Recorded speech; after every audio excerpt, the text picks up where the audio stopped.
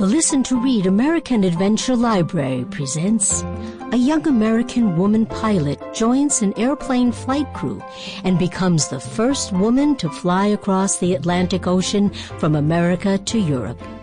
20 hours, 40 minutes. Our Flight in the Friendship by Amelia Earhart. Read by Leslie Walden. Forward. In rereading the manuscript of this book, I find I didn't allow myself to be born. May I apologize for this unconventional oversight, as well as for other more serious ones, and some not so serious? I myself am disappointed not to have been able to write a work. You know, Dickens' works, Thackeray's works, but my dignity wouldn't stand the strain.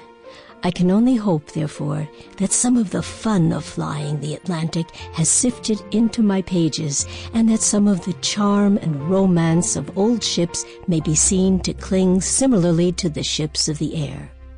Amelia Earhart.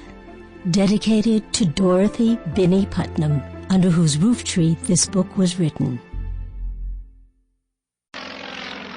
Chapter 1. Toronto Days. There are two kinds of stones, as everyone knows, one of which rolls. Because I selected a father who was a railroad man, it has been my fortune to roll. Of course, rolling has left its mark on me. What happened to my education is typical. Until the 8th grade, I stayed the school year with my grandmother in Atchison, Kansas, and attended a college preparatory school. With the exception of 2 grades skipped, one spent trying a public school and one conducted at home under a governess friend, my course was fairly regular, not including time out for traveling. However, it took 6 high schools to see me through the customary 4-year course. Would it be surprising, considering this record, if I should come out with a right round ain't or he done it now and then? Despite such risks, there are advantages in a changing environment. Meeting new people and new situations becomes an interesting adventure, and one learns to value fresh experiences as much as old associations. When the war broke out for the United States, I was at Ogon School near Philadelphia. My sister was at St. Margaret's College in Toronto, and I went to visit her there for the Christmas holidays. In every life, there are places at which the individual, looking back, can see he was forced to choose one of several paths.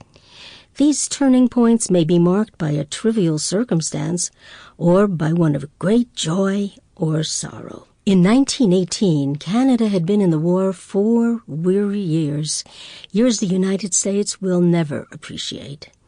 4 men on crutches walking together on King Street in Toronto that winter was a sight which changed the course of existence for me. The realization that war wasn't knitting sweaters and selling Liberty bonds, nor dancing with handsome uniforms, was suddenly evident. Returning to school was impossible if there was war work that I could do. I started training under the Canadian Red Cross, and as soon as possible completed the first aid work necessary to qualify as a VAD, or nurse's aide. Those 4 men on crutches.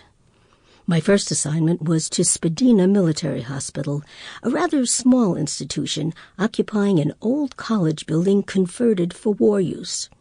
Day began at 7 and ended at 7, with 2 hours off in the afternoon. There were many beds to be made and trays and nourishment to be carried, and backs to be rubbed, some lovely ones. Most of the men had been through a physical and emotional crisis. Many were not sick enough to be in bed and not well enough to find real occupation. Even when jobs were offered, many lacked the mental stamina to take them or make good at them if taken. Spiritually, they were tired out. Generally speaking, they were a far harder group to care for than the really sick, for with the latter, the improvements noted by the patient from day to day are cheerful mileposts, while these poor lads had lost even that means of happiness. The first day I was in the hospital, there was a fire. It was not serious enough for attendants to do anything but slam windows shut and stand by to carry out patients. Nearly everyone enjoyed the excitement, except a few of the autumnal nurses and the poor fellows in the shell shock ward. Sample complete. Ready to continue?